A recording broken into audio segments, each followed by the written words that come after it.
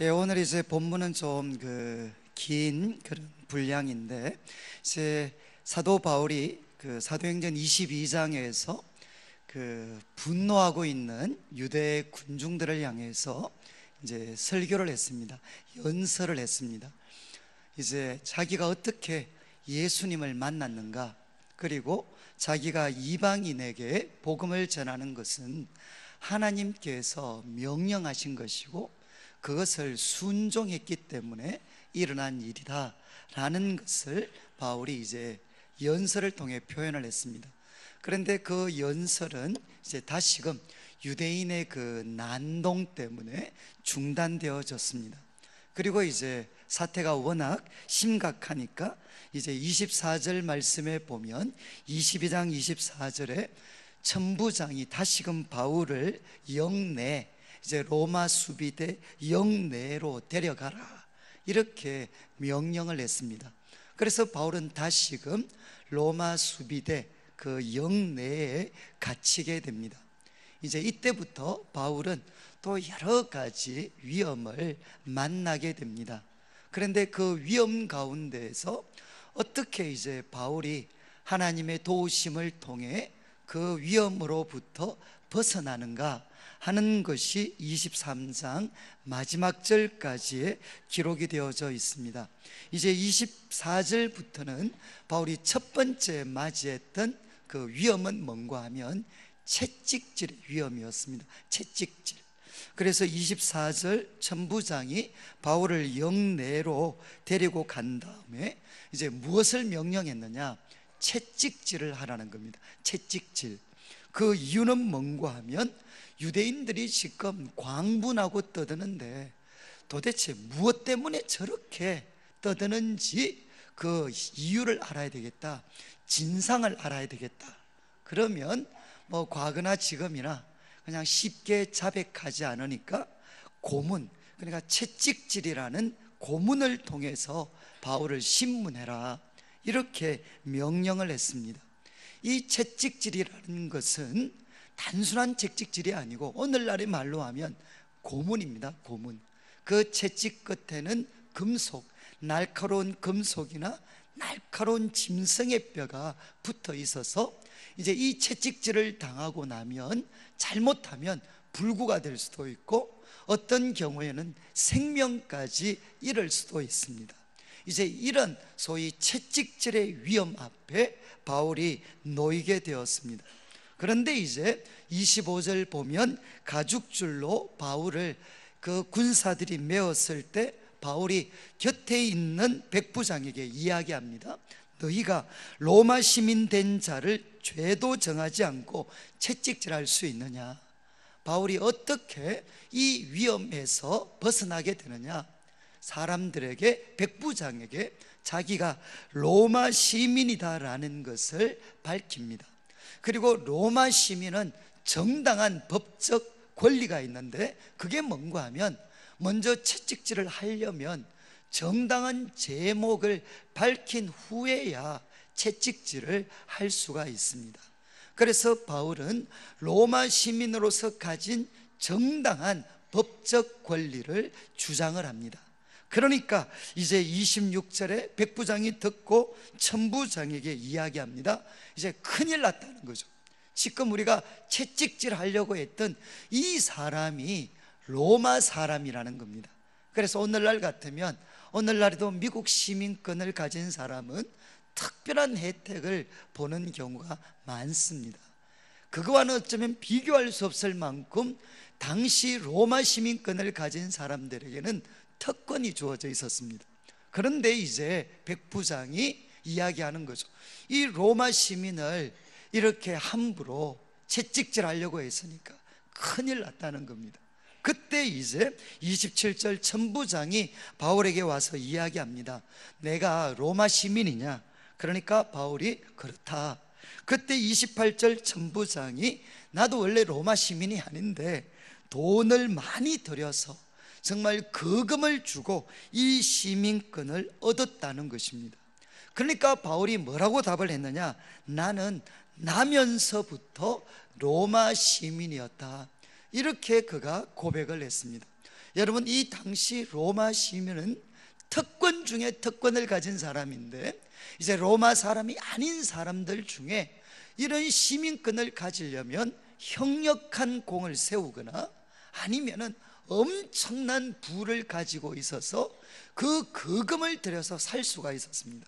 그리고 그것을 사면 부모가 로마 시민이면 자녀들도 로마 시민으로 되어지게 됩니다. 그래서 이제 정말 이 말씀을 비춰봤을 때 바울의 부모 아니면 그 조상 중에 누군가는 정말 엄청나게 성공한 사람이었고, 그가 로마 시민권의 권리를 획득할 수 있었고, 바울은 나면서부터 이 권리를 가졌다라고 이야기를 했습니다. 그러니까 29절에 신문하려던 사람들이 그에게서 물러가고, 천부장도 그가 로마 시민인 줄 알고 그 결박한 것 때문에 두려워하게 됐습니다. 이제 바울은 첫 번째 위협, 감옥에서 맞았던 첫 번째 위협, 채찍질의 위협에서부터 벗어나게 됐습니다. 그가 정말 로마 시민인 것을 지혜롭게 주장하는 걸 통해서 이 위협에서부터 벗어났습니다. 자, 이제 30절부터는 천부장 입장에서 채찍질을 가해서라도 진상을 알고 싶었는데, 그가 로마 시민이었기 때문에 이 방법이 좌절되니까 이제 30절에 두 번째 그가 택하는 방법은 뭔가 하면 공회를 소집하는 겁니다. 이제 당시 이스라엘 백성들 가운데 최고 종교 의결 기관이었던 사내드린 공회, 이 사내드린 공회를 이제 소집해서 도대체 이 사도 바울이라는 사람이 무엇을 잘못했는가 진상을 파악을 하려고 공회를 소집했습니다.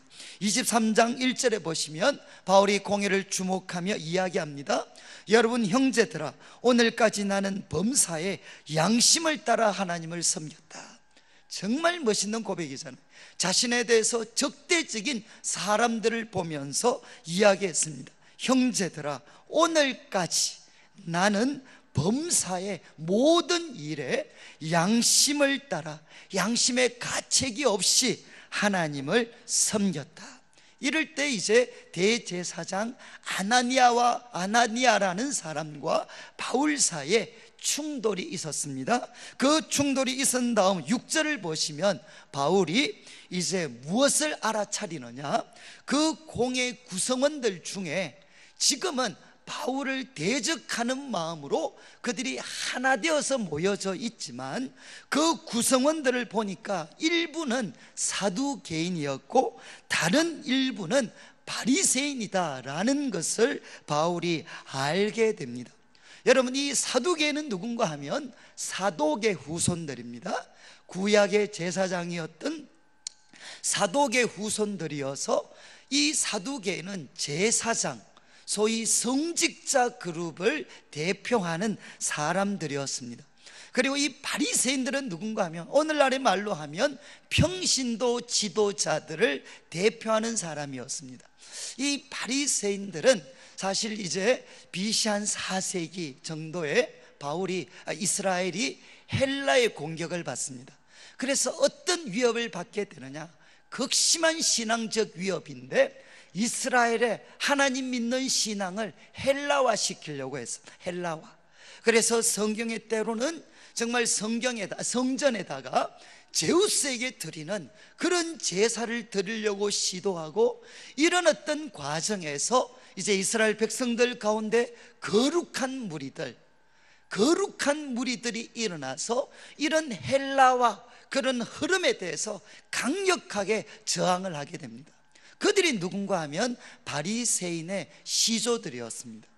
그래서 바리새인들은 이 혼탁한 시대에 하나님의 말씀에 비추어서 거룩과 구별된 삶을 살아가려고 몸부림을 쳤던 사람들인데, 이들이 세월이 지나 예수님 당시에 오면 이제 예수님께 가장 책망을 받는 사람으로 전락되어지고 맙니다.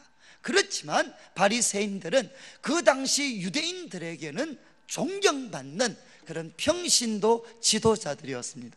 이렇게 구성되어져 있다라는 것을 바울이 알고 바울이 뭐라고 이야기를 하느냐, 6절 마지막에 보시면 여러분 형제들아 나는 바리새인이다, 그리고 또 바리새인의 아들이다, 이렇게 고백하면서 내가 지금 신문을 받는 것은 무엇 때문이냐, 죽은 자의 소망 곧 부활 때문에 내가 신문을 받는다, 이렇게 바울이 이야기를 했습니다.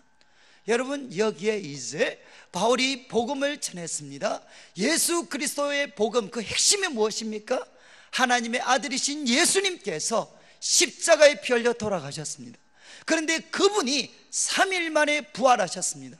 3일 만에 부활하신 이 예수님이야말로 바로 우리가 조상적부터 기다려왔고 하나님이 약속하신 하나님의 아들이시요 구원자시다, 이것이 바로 바울 복음의 핵심이었습니다. 그래서 바울이 이야기했죠. 나는 죽은 자의 소망 부활 때문에 나는 신문을 받고 있다, 이렇게 이야기를 하니까 7절 말씀, 그 말을 했을 때 어떤 일이 생겼느냐, 그 사내들인 공회 속에 바울을 대적하는 데 있어서 한마음이었던 그들 사이에 균열이 오게 됐습니다. 균열, 바리새인과 사두개인 사이에 다툼이 생깁니다. 그래서 무리가 나누어졌습니다. 왜냐하면 8절, 사두개인은 부활도 없고 천사도 없고 영도 없다. 이 참 모순이죠. 바로 목회자들인데, 제사장들인데 그들은 무엇을 믿었느냐, 부활이 없다는 겁니다. 천사도 없다, 그리고 영도 없다 라고 그들은 믿었고 주장을 했고, 바리새인들은 이와 대조적으로 영도 있고 부활도 있고 그리고 또 천사도 있다, 최후의 심판도 있다 라고 그들은 믿었다는 겁니다. 여러분 참 이게 우스운 일이죠. 목회자들이, 그 당시 제사장들이 바로 심판 그리고 부활 그리고 영이 없다라고 그들은 믿었다는 겁니다.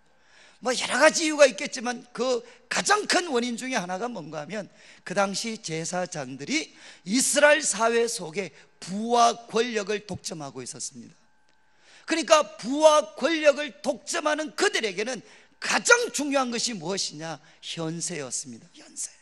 그래서 바리새인과 그리고 이런 사두개인의 신학적 대립을 바울은 활용을 해서, 내가 부활 때문에, 죽은 자의 소망 부활 때문에 내가 신문받고 있다, 이렇게 이야기했을 때 9절 말씀, 크게 떠들게 됩니다. 그리고 바리새인 편에서 몇 명의 서기관, 이 서기관은 오늘날의 말로 하면 신학자들입니다. 바리새인 편에 서 있던 몇 명의 신학자들이 일어나서 이렇게 이야기하는 거죠.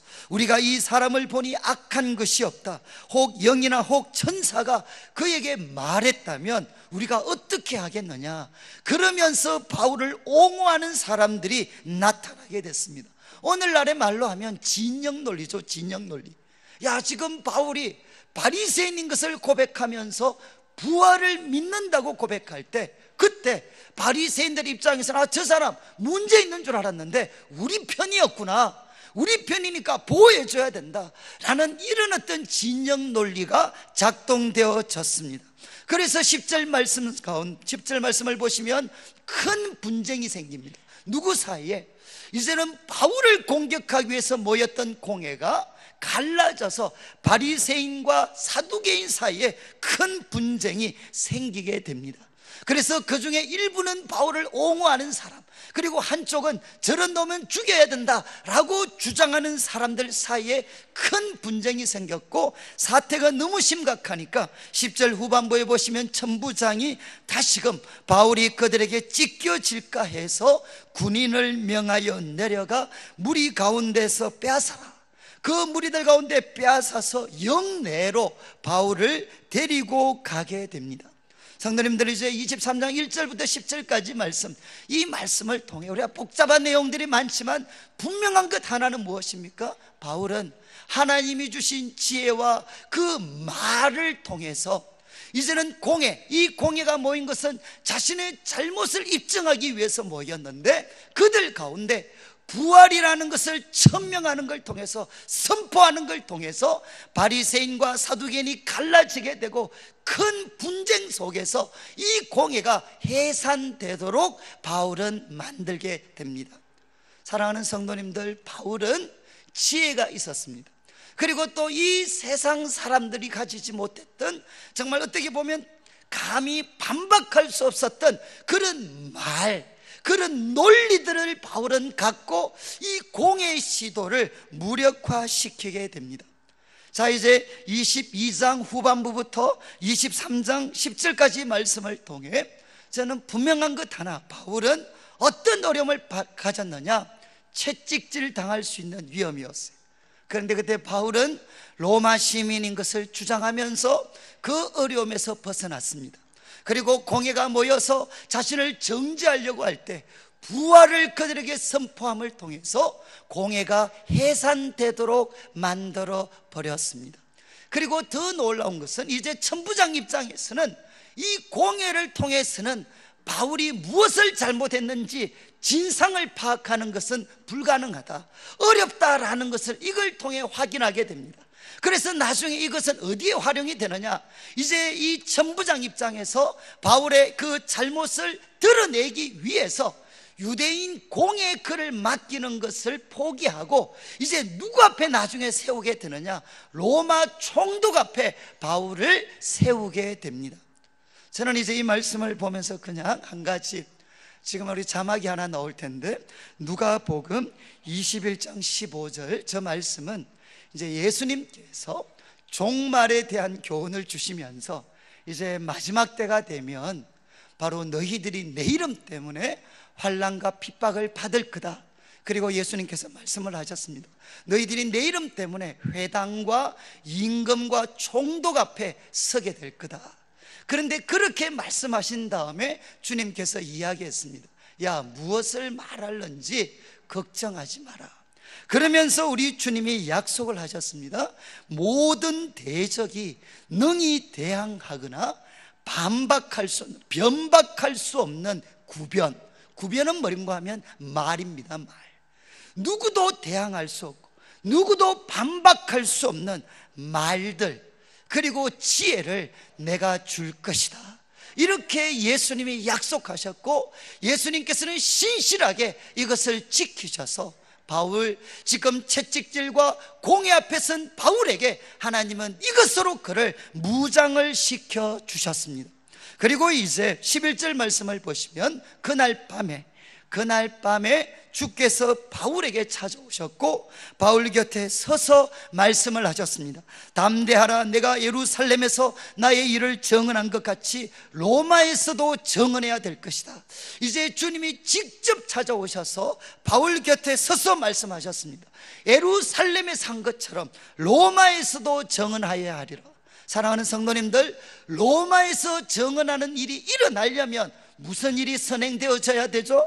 바로 예루살렘의 이 위험에서부터 바울은 벗어날 수 있어야만 로마에 설 수가 있습니다.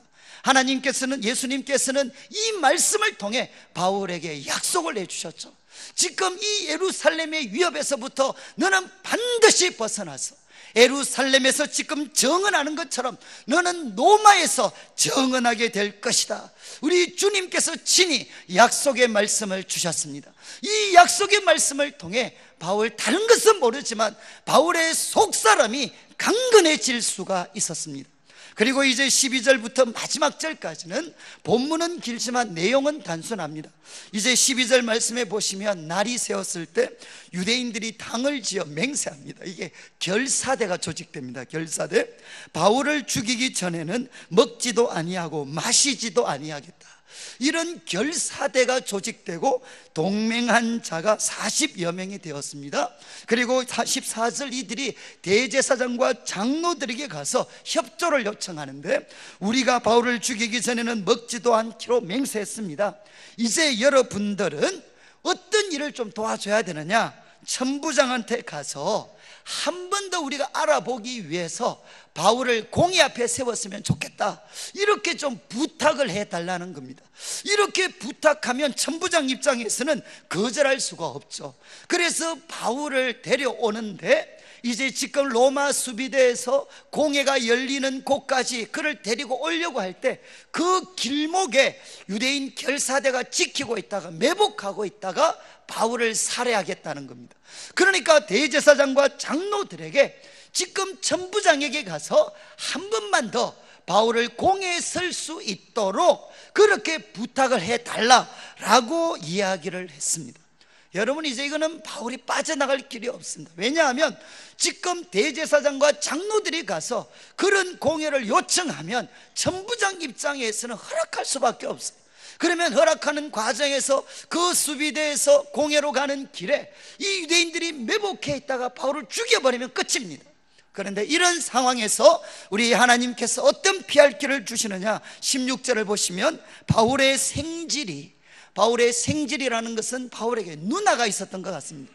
그 바울의 누나의 아들입니다. 바울의 생질이 그들이 매복하여 있다 함을 듣고, 이 정보를 어떤 과정인지는 모르지만 이 바울의 생질이 이 정보를 입수하게 됩니다. 그리고 바울에게 알리게 되고, 17절 바울은 백부장, 자기를 관할하고 있는 백부장한테 이 청년을 천부장에게 데리고 가라라고 부탁을 합니다. 그리고 이제 천부장은, 이 백부장이 이 청년을 천부장에게 데리고 가서 이 청년으로 하여금 자초지정을 듣게 합니다. 결국 내용은 뭐냐, 유대 장로와 대제사장들이 와서 바울을 공회에 한 번만 더 세워달라라고 부탁을 할 때 그 배후에는 음모가 있다는 겁니다. 그 배후에는 바울을 죽이려고 하는 음모가 있으니까 절대로 허락해서는 안 됩니다. 이렇게 청년이 천부장에게 이야기를 했습니다. 그때 22절에 보면 천부장이 청년을 보내면서 아무한테도 이 사실을 알리지 마라. 그런 다음 23절을 보십시오. 백부장 둘을 불러서 밤 제3시라는 것은 밤 9시입니다. 이제 어둠이 짙은 밤 9시에 가이사랴라는 곳은 지금 로마 총독이 있는 곳입니다. 이제 로마 총독 관저가 있는 이 가이사랴까지 이제 바울을 비밀리에 이송할 계획을 세우게 됩니다. 그래서 23절 후반부에 보병 200명, 기병 70명, 창병 200명, 무려 무장한 군사 470명을 호위하도록 하면서 바울을 어디로 보내려고 시도하느냐, 이제 로마 총독이 머물러 있고 유대인의 손이 더 이상 미칠 수 없는 그 가이사랴로 이송할 계획을 세우게 됩니다. 그리고 25절부터 30절까지는 편지를 하나 동행하는데, 그 총독에게 보내는 편지인데 결국 핵심적인 내용은 뭐냐, 내가 이 로마 사람을 보호하기 위해서 당신에게, 이 유대인의 손에서 벗어나서 당신에게 보냅니다. 나는 이 정도로 로마 시민 보호하는데 열정적인 사람입니다. 알아주십시오. 그런 내용으로 편지를 보내어서 31절부터 33절까지는 바울을 이제 가이사랴로 보내게 됩니다. 그래서 결과적으로 어떻게 되느냐, 바울은 그 광분하고 자기를 죽이려고 온갖 음모와 계획을 세웠던 유대인의 손에서 벗어나게 됩니다. 이것이 오늘 이제 본문의 말씀입니다. 저는 이 말씀을 통해 그냥 두 가지만 언급을 하고 마무리를 하려고 하는데, 자, 이제 한번 보십시오. 워낙 본문이 길어서 제가 좀 빨리 말씀을 드렸는데, 채찍질의 위험이 있었습니다. 그리고 공회, 정말 그 유대 지도자들 앞에 바울이 서게 됐습니다. 그 어떤 공회의 위협, 그리고 또 이제 바울을 직접적으로 죽이려고 하는 음모들이 있었습니다. 바로 이런 음모 속에 바울은 놓이게 됐습니다. 근데 오늘 말씀을 보니까 하나님께서 어떻게 바울을 도와주셨습니까? 그에게 대적이 감당할 수 없는 지혜와 말을 주셔서 그 위험에서부터 벗어날 수 있도록 해주셨어요. 그리고 나아가서 이제는 피할 길이 없다고 생각했는데, 바울의 생질이 그 음모, 유대인의 음모, 그 음모에 대한 정보를 입수하고 바울은 그 위험에서부터 빠져나가게 됩니다. 성도님들, 분명한 것은 무엇이냐, 바울에게 계속 위험이 찾아왔지만 신실하신 하나님께서 바울을 끝까지 도와주셨습니다. 저는 우리 성도님 오늘 말씀을 통해 하나님이 우리에게 주시는 도전은 무엇이냐, 말씀은 무엇이냐, 우리들의 삶에도 계속적인 위험이 올 수 있습니다. 때로는 육체적인 위험이 올 수도 있고, 사람들의 압력이 우리들에게 위협으로 올 수도 있고, 때로는 우리를 망치게 만들려고 하는, 해하려고 하는 음모와 계획들이 비밀리에 진행될 수도 있습니다. 그러나 우리가 믿는 하나님은 이 모든 문제보다도 더 크신 분이십니다. 그리고 하나님은 신실하신 분이셔서 이 모든 계속적인 위험에서도 반드시 우리를 지켜주실 수 있는 분이십니다. 그런데 제가 이 말씀을 보면서 제가 참 재밌는 생각을 한 것은, 바울이 이런 위험을 당했는데 이 일이 진행되는 그 방향입니다. 방향. 자, 보십시오. 죽이려고 하는 유대인들이 있었습니다. 그리고 거기에서 벗어나서 이제 바울은 그 영내에 갇히게 되고, 거기에서 채찍맞을 수밖에 없는, 고문당할 수밖에 없는 위험에 놓였는데, 그는 자기가 로마 시민인 것을 드러냅니다. 그리고 이제 또 천부장은 공회를 소집합니다. 그리고 거기에서 바울은 자기가 죽은 자의 부활, 그 부활을 선포하면서 이제 또 공회로부터 벗어나서 이제 어디로 가게 됩니까? 결국은 공회로부터 벗어나게 되고, 또 유대인 결사대가 조직이 되어서 바울을 죽이려고 음모와 모략을 세웠지만 하나님께서 피할 길을 열어주셔서 이제 바울의 의도와는 다르게 어떻게 되었느냐? 가이사랴로 가게 됩니다. 로마 총독이 있는 가이사랴로 가게 되고, 이 가이사랴에서 마침내 바울은 어떻게 되느냐? 로마로 갈 수 있는 길이 열려지게 됩니다. 성도님들, 계속 위험이 찾아왔는데 어떤 일이 일어났죠? 그 위험은 지나갔습니다. 신실하신 하나님의 도심 가운데 그 많은 위험들은 그를 붙잡거나 망하게 하지 않고 그 어려움들, 위험들은 지나갔습니다. 저는 이제 우리 그 책 같은 데 읽어보면은 고난당하는 성도들에게 주는 하나님의 큰 위로 중에 하나가 뭔가 하면, 여러분, 우리가 고난을 만날 때 우리 성도들이 붙잡아야 되는 것은 무엇인가 하면 이 또한 지나갑니다. 믿으십니까? 이 고난이 우리를 망칠 것 같지만 성경은 이야기합니다. 이 고난도 마침내는 지나갑니다. 그리고 우리를 어느 방향으로 인도하느냐, 우리를 무력화시키고 망하게 하는 그 방향으로 인도하시는 것이 아니라 하나님이 우리들의 삶을 이끌어가고 싶은 목적지가 있습니다. 바울에게는 로마였어요. 그런데 그 하나님이 우리의 삶을 이끌고 싶어 하시는 그 목적지에 점점점 더 가까워질 수 있는 방향으로 하나님은 반드시 우리를 인도하시는 분이십니다. 사랑하는 성도님들, 이것이 바로 믿음입니다. 우리가 이 세상을 살아갈 때 올 한 해 동안에도 수많은 위협과 어려움들이 안과 밖에서 찾아올 것입니다. 우리 가정과 우리 사업체와 우리 자녀들과 때로는 교회 속에도 우리가 생각하지 못했던 어려움들이 찾아올 것입니다. 그렇지만 분명히 우리가 이 말씀을 통해 고백할 수 있는 것은 이 고난은 지나갑니다. 그리고 이 고난은 합력해서 선을 이루어서 하나님께서 원하시는 우리들의 목적지, 하나님께서 우리 교회에 원하시는 목적지로 반드시 우리들을 인도하실 것입니다. 하나님의 능력과 사랑이 이 일을 이루어지게 할 것입니다. 그런데 이제 제가 이 말씀을 묵상하면서 가장 가슴에 사실 뭉클했던 것은, 아니, 바울에게는 이미 말씀드린 것처럼 정말 그런 채찍질과 공회 앞에 섰을 때 하나님은 대적이 감당할 수 없는 지혜와 말을 주셨고, 그리고 피할 길을 열어주셨고, 정말 이제는 끝이다 싶었는데 피할 길을 열어주셨고, 주님이 직접 찾아오셔서 바울 곁에 서셔서 담대해라, 네가 예루살렘에서 했던 것처럼 로마에서도 할 것이다, 우리 주님이 친히 약속의 말씀을 주셨습니다. 성도님들, 왜? 바울이 도대체 어떤 사람이었길래 주님께서는 그를 건져주시고 찾아오셔서 말씀하시고 그를 위하여 놀라운 피할 길을 예비하셨겠습니까? 저는 이제 24장 1절 말씀, 바울이 이야기했죠. 23장 1절 말씀, 공예를 보면서 이렇게 고백했습니다. 여러분 형제들아, 오늘까지 나는 범사의 양심을 따라 하나님을 섬겼노라. 저는 이 말씀 속에 모든 것이 담겨져 있다고 믿습니다. 바울은 고백합니다. 자신을 대적하는 무리를 향해서 자신에 대한 선언을 합니다. 나는 오늘까지 범사의 모든 일에 양심을 따라, 양심에 조금도 거리낌이 없이 나는 하나님을 섬겼다.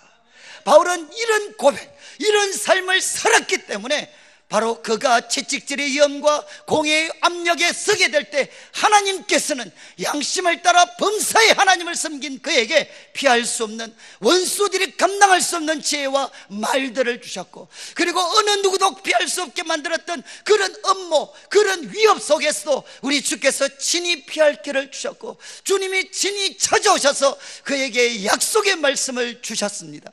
사랑하는 성도님들, 여기 범사의 양심을 따라 하나님을 섬겼다는 것이 무엇이겠습니까? 그는 예수 그리스도의 복음을 전했습니다. 이 세상을 살릴 수 있는 가장 놀라운 소식은 예수 그리스도의 복음입니다. 이 복음을 그는 최선을 다해서 섬겼습니다. 전파했습니다. 그리고 나아가서 그가 선포했던 복음에 어울리게 그의 모든 삶이 정말 예수 그리스도의 심장을 가지고 하나님의 영광을 위해서, 그리고 성도들의 유익을 위해서 우리 이웃들을 사랑하는데 그의 삶을 헌신했습니다. 그래서 바울은 고백할 수 있었죠. 나는 범사의 양심을 따라 하나님을 섬겼노라. 사랑하는 성도님들, 정말 우리가 이 땅은 정말 불안한 세상입니다. 위험으로 가득 찬 세상입니다. 어떻게 이 한 해 동안, 그리고 우리들의 삶이 하나님의 보호를 받을 수가 있겠습니까? 하나님의 지키심을 우리가 체험할 수 있겠습니까? 주님이 열어주시는 피할 길을 경험하고 주님이 친히 찾아오셔서 우리에게 약속의 말씀을 주시는 것을 받을 수가 있겠습니까? 그 길은 무엇이죠? 우리도 사도 바울처럼 이렇게 고백할 수 있는 삶을 사는 것입니다. 하나님, 나는 양심에 따라, 그리고 범사에 하나님을 섬기고 있습니다. 나는 그렇게 살아왔고 지금도 그렇게 살고 있습니다 라는 것이 우리들의 고백이 되면, 우리 주님께서는 우리들에게도 피할 길을 주시고 원수들이 감당할 수 없는 지혜와 말을 주시고 주님이 친히 찾아오셔서 우리를 위로해 주시는 역사들을 우리들을 위해서도 이루실 것입니다. 저는 이제 이 시대를 바라보면서 많은 사람들이 안전과 건강에 대한 노력들을 합니다. 그것은 정당한 것이죠. 정말 우리들의 사업장을 지키려고 하고 우리 가정을 지키려고 하고 우리들의 건강을 지키려고 합니다.